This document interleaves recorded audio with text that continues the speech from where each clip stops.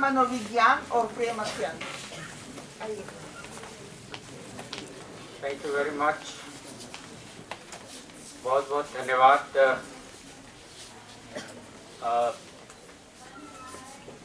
इस सत्र की अध्यक्षता कर रही प्रोफेसर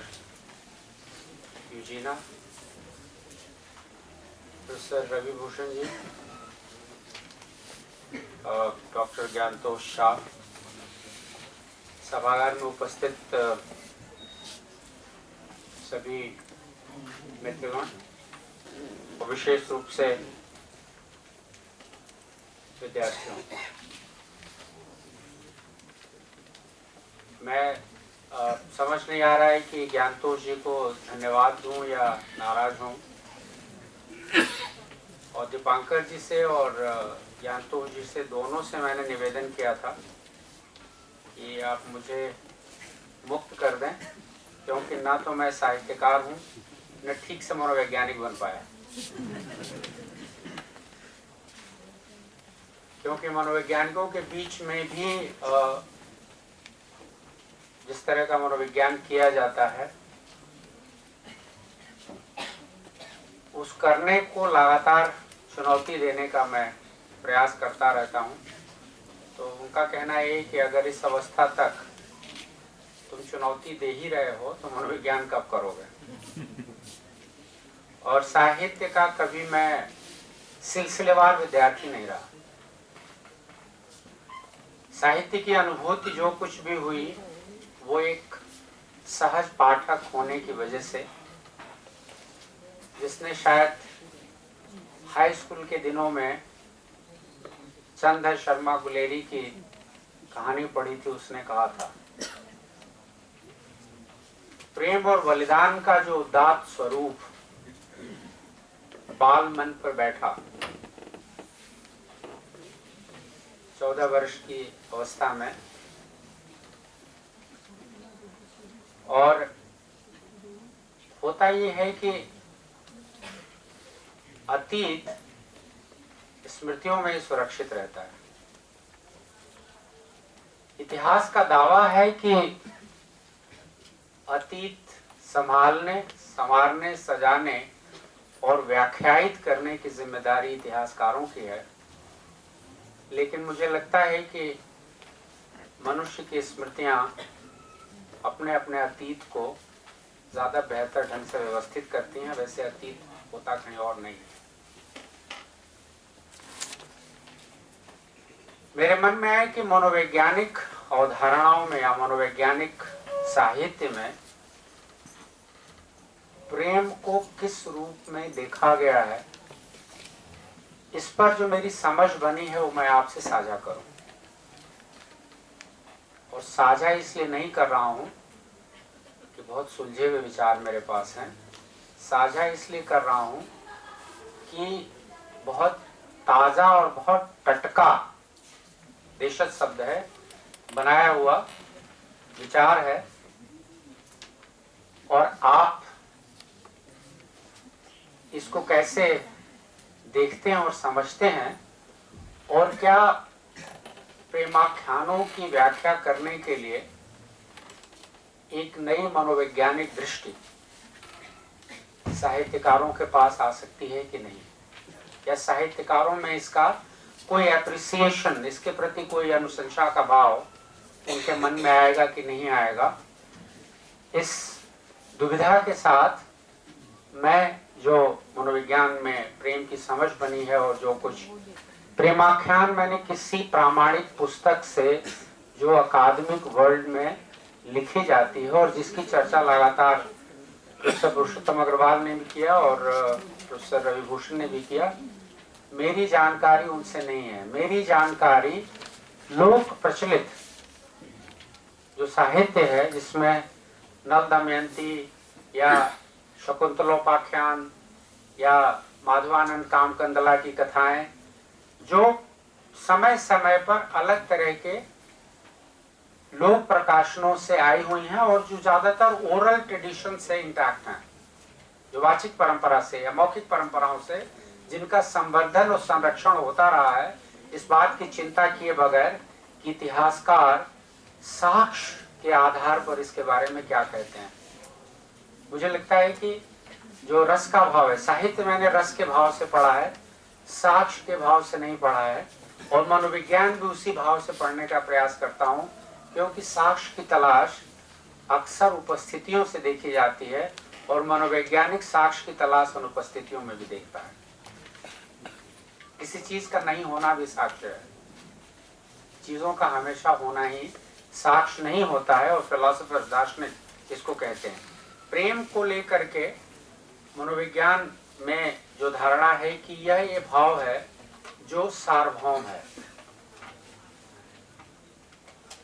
सब में, बच्चों में भी पाया गया है कि प्रेम की भावना होती है, और मनुष्य का पूरा शरीर, शरीर का प्रत्येक अंग उस प्रेम के भाव को प्रदर्शित करने में सक्षम है। अब इस धारणा का अगर आप उदाहरण देखें तो कभी कोई प्रेमी प्रेमिका की या प्रेमिका प्रेमी की नाक से या हाथ से या उंगलियों की बनावट से या होठों की रचना से प्रभावित होकर के प्रेमासक्त हो सकता है। मनोवैज्ञानिक ये मानते हैं कि जो पूरी ह्यूमन बॉडी है that represents different forms of possibilities. वो मनुष्य का शरीर का प्रत्येक अंग प्रेम होने की संभावना को व्यक्त करने में सक्षम है, और उसको ये दिखता है। प्रेम, मनोवैज्ञानिक जो दूसरा बिंदु मनोवैज्ञानिक मानते हैं कि प्रेम एक शक्ति भी है, इट्स पावर, और एक कमजोरी भी है। और जितने प्रेमाख्यान आप देखेंगे उसमें शक्ति और कमजोरी, स्ट्रेंथ एंड वीकनेस, दोनों के कॉम्बिनेशन से उपजी हुई कथाएं आपको उसमें दिखाई पड़ेंगी। तो अगर उसके मूल तत्व में देखें तो प्रेम की कुछ शक्तियां हैं और कुछ उसकी कमजोरियां हैं। मेरे मन में सहज ये प्रश्न आया कि प्रेम एक ऐसा विषय है जिस पर सबसे ज्यादा साहित्य उपलब्ध है, सबसे ज्यादा फिल्में बनी हुई हैं,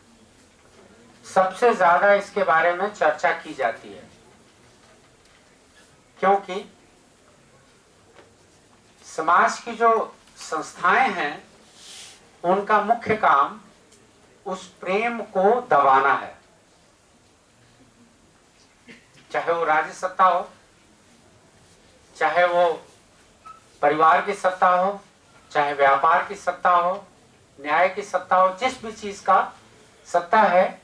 क्योंकि एक सामाजिक विचारक हैं, सोशल थिंकर उनको हम कह सकते हैं, उनका कहना है कि प्रेम अगर वास्तव में है तो वह कभी तार्किक हो ही नहीं सकता। Love can never be reasonable, and if it is a reasonable love, it is something else, maybe a commerce, but certainly not a love. तो तर्क की कसौटी पर अगर प्रेम को कसते हैं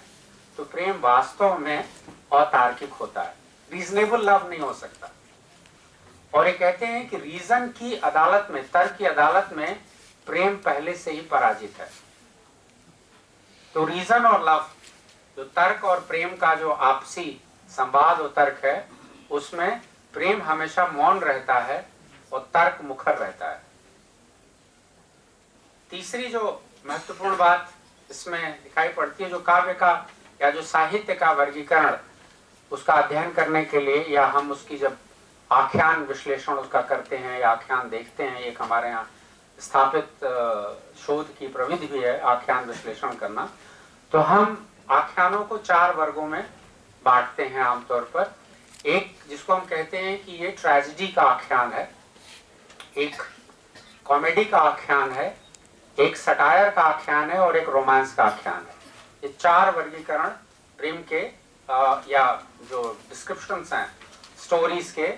तो उसको हम 4 वर्गों में बांट के देखते हैं और देखते हैं कि कैसे कोई ट्रेजेडी कॉमेडी में बदलती है या ट्रेजेडी, और कैसे इनका अवदमन किया जाता है, इनका कैसे सप्रेशन उसमें किया जाता है। इसको देखने के लिए ये जो फ्रायड जिसके बगैर मनोविज्ञान में प्रेम की चर्चा अधूरी मानी जाती है। उसका मानना यह है कि जितने भी तरह के हमारे संवेग हैं या भावनाएं हैं या अनुभूतियां हैं,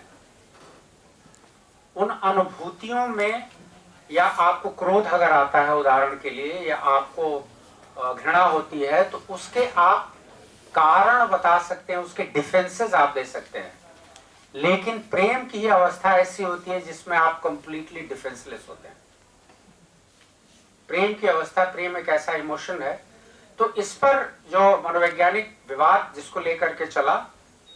वो ये चला कि आखिर प्रेम और अनुभूति में, प्रेम एक संवेग है कि प्रेम एक अनुभूति है।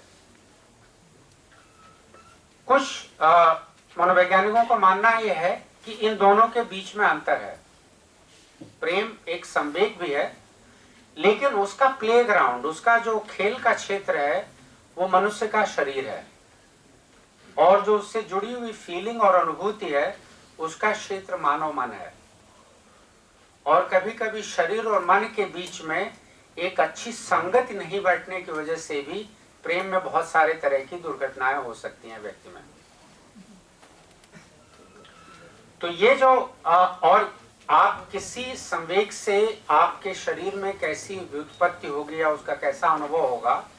इस बात के ऊपर डिपेंड करता है कि आपके अपने ग्रोथ की बायोलॉजिकल हिस्ट्री क्या है। यहाँ पर हिस्ट्री उसकी इंपॉर्टेंट होती है। मेरे लिए हिस्ट्री देखने का ये दूसरा अर्थ है। और आपके मन में उस प्रेम को लेकर के किस तरह की अनुभूति उत्पन्न होती है, वह आपकी सांस्कृतिक विरासतों पर निर्भर करेगा कि आपके मन के निर्माण में कैसे कैसे प्रेम की अनुभूतियां संचित की गई हैं। और आपके मन में उस प्रेम के निर्माण को अनुभूतियां, जैसे कि अर्ली लाइफ में हमें मानते हैं कि जो आपको केयर मिली या जो आपको प्रेम का अनुभव किया गया, वह बाद में आपके व्यक्तित्व का एक अनिवार्य अंग बन करके विभिन्न रूपों में प्रस्फुटित होता है, वो विभिन्न रूपों में संचालित होता है। लेकिन अगर आप डिप्राइव्ड हैं, उससे वंचित हैं, या उसका आपने बहुत सम्यक अनुभव नहीं किया हुआ है, तो इसकी अनेक विकृतियां व्यक्तित्व में बाद में दिखाई पड़ती हैं। ये व्यक्ति के स्तर पर प्रेम को समझने का एक व्यवस्था है। अगर इसी तर्क को हम समाज के या प्रेमाख्यान के ऊपर या इतिहास बोध में, तो हमें मानते हैं कि ये जो आख्यान है वो इतिहास के देश काल और संदर्भ के एक स्नैपशॉट है, एक फोटोग्राफ है। ये कंप्लीट इतिहास नहीं है, पर इतिहास को देखने का एक झरोखा है। इससे हम उस देश काल की तात्कालिक परिस्थितियों को देखने का प्रयास करेंगे।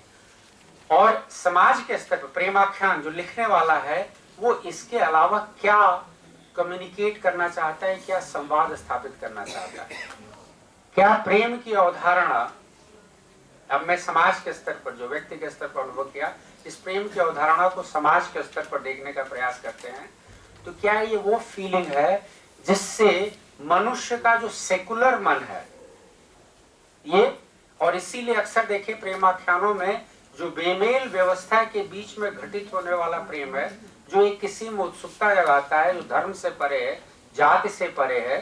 जो अवस्था से परे है, उनके बीच में जाकर के ये प्रेम की अनुभूति और इसको रचना और उस तमाम सामाजिक संस्थाओं के पड़ने वाले प्रभावों का निरूपण करना समाज के स्तर पर,